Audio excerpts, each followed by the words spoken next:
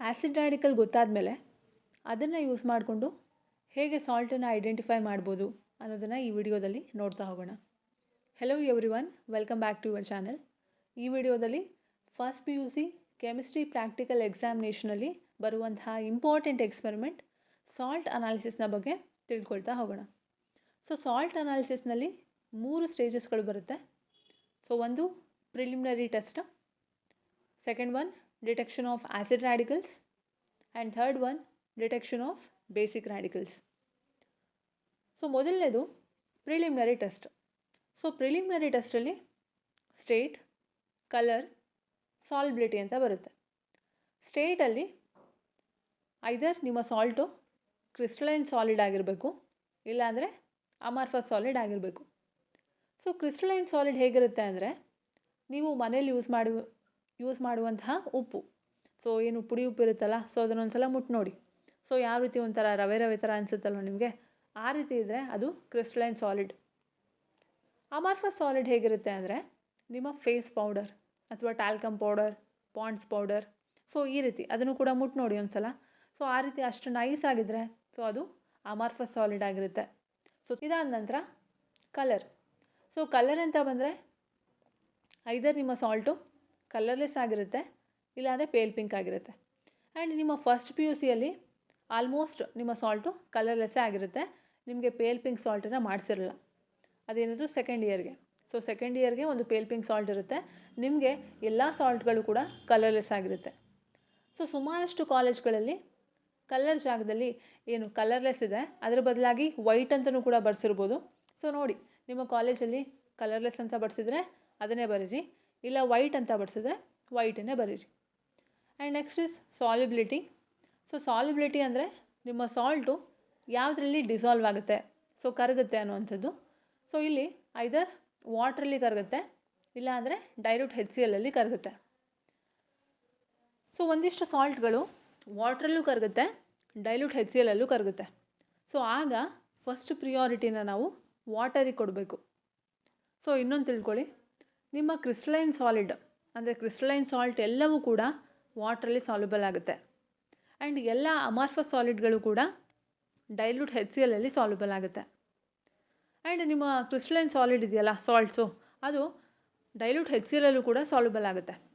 ಆದರೆ ನಾವು ಫಸ್ಟ್ ಪ್ರಿಯಾರಿಟಿನ ವಾಟರ್ಗೆ ಕೊಡಬೇಕು. ಆ್ಯಂಡ್ ಬೇಸಿಕ್ ರ್ಯಾಡಿಕಲ್ನ ಡಿಟೆಕ್ಷನಲ್ಲಿ ಸೊ ಏನು ಒರಿಜಿನಲ್ ಸೊಲ್ಯೂಷನ್ ಅಂತ ಮಾಡ್ಕೊಳ್ತೀವಿ, ಸೊ ಅಲ್ಲೂ ಕೂಡ ನಿಮ್ಮ ಸಾಲ್ಟು ಯಾವುದರಲ್ಲಿ ಸಾಲ್ಯುಬಲ್ ಆಗುತ್ತೆ, ಡಿಸಾಲ್ವ್ ಆಗುತ್ತೆ, ಸೊ ಅದರಲ್ಲೇ ನೀವು ಸೊಲ್ಯೂಷನ್ ಮಾಡ್ಕೋಬೇಕಾಗತ್ತೆ. ಸೊ ಆದ್ದರಿಂದ ಈ ಸಾಲ್ಯುಬಿಲಿಟಿ ಟೆಸ್ಟು ತುಂಬಾ ಇಂಪಾರ್ಟೆಂಟ್ ಆಗುತ್ತೆ. ಸೊ ಇದಿಷ್ಟು ಕೂಡ preliminary test. So next one detection of acid radicals. So ನಿಮ್ಗೆ ಗೊತ್ತಿದೆ, ಸೊ ನಿಮಗೆ 3 ಗ್ರೂಪ್ಗಳು ಬರುತ್ತಲ್ವ. ಸೊ 3 ಗ್ರೂಪ್ಗಳಲ್ಲಿ ಬೇರೆ ಬೇರೆ ರ್ಯಾಡಿಕಲ್ಸ್ ಇದೆ.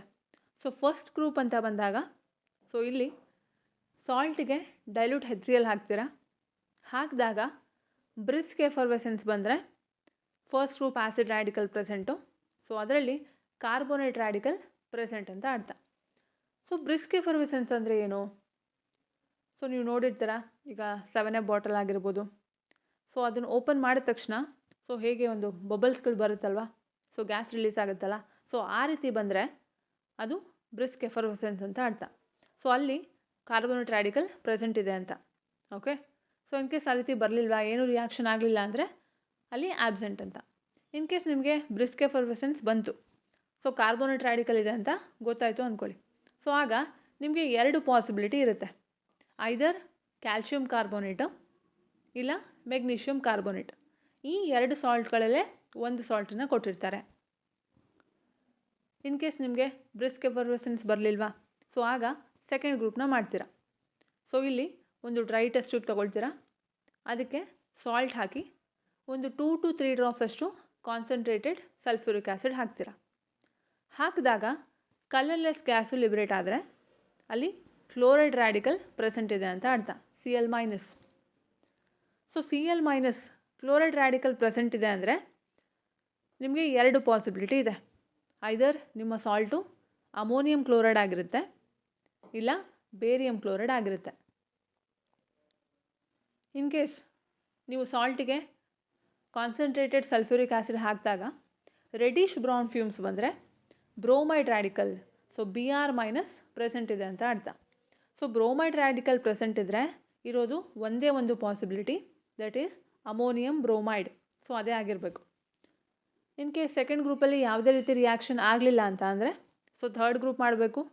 ಸೊ ಥರ್ಡ್ ಗ್ರೂಪಲ್ಲಿ ಸಾಲ್ಟ್ ಸೊಲ್ಯೂಷನ್ ತೊಗೊಳ್ತೀರಾ, ಅದಕ್ಕೆ ಬೇರಿಯಂ ಕ್ಲೋರೈಡ್ ಸೊಲ್ಯೂಷನ್ ಹಾಕ್ತೀರಾ. ಹಾಕಿದಾಗ ವೈಟ್ ಪ್ರೆಸಿಪಿಟೇಟ್ ಬರುತ್ತೆ. ಸೊ ಆ ವೈಟ್ ಪ್ರೆಸಿಪಿಟೇಟ್ಗೆ ಎಕ್ಸಸ್ ಆಫ್ ಡೈಲ್ಯೂಟ್ HCl ಹಾಕ್ತೀರಾ. ಸೊ ಅದು ಇನ್ಸಾಲ್ಯುಬಲ್ ಆಗುತ್ತೆ. ಸೊ ಆ ರೀತಿ ಆದರೆ ಸಲ್ಫೇಟ್ ರ್ಯಾಡಿಕಲ್ ಪ್ರೆಸೆಂಟ್ ಇದೆ ಅಂತ ಅರ್ಥ. ಸೊ ಸಲ್ಫೇಟ್ ರ್ಯಾಡಿಕಲ್ ಪ್ರೆಸೆಂಟ್ ಇದ್ದರೆ ಮತ್ತೆ ಎರಡು ಪಾಸಿಬಿಲಿಟಿ ಬರುತ್ತೆ. ಸೊ ಒಂದು ಅಲ್ಯೂಮಿನಿಯಂ ಸಲ್ಫೇಟು, ಇನ್ನೊಂದು ಮೆಗ್ನೀಷಿಯಮ್ ಸಲ್ಫೇಟ್. ಸೊ ಈ ಎರಡರಲ್ಲೇ ಯಾವುದಾದ್ರೂ ಒಂದು ಸಾಲ್ಟು ನಿಮಗೆ ಕೊಟ್ಟಿರ್ತಾರೆ. ಸೊ ಈ ರೀತಿಯಾಗಿ ನೀವು ಆ್ಯಸಿಡ್ ರ್ಯಾಡಿಕಲ್ ಗೊತ್ತಾದ ಮೇಲೆ ಸಾಲ್ಟ್ ಇದಿರ್ಬೋದು ಅಂತ ಗೆಸ್ ಮಾಡ್ಬೋದು.